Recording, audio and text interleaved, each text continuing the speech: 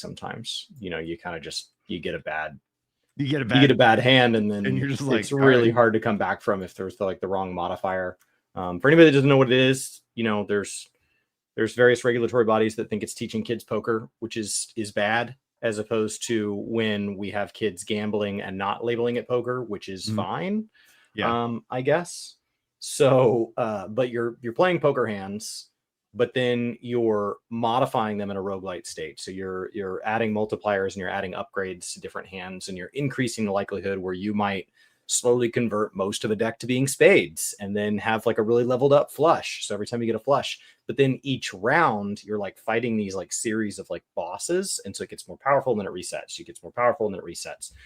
These as you go through the ante. And there can be rules like modifiers where you're fighting a boss and it's like, okay, so you've leveled up your flush, but you're only allowed to do one flush this time around. Yeah. And then you need to, so it's just enough in like kind of trying to process the odds in my head and stuff like that, that I really enjoy it.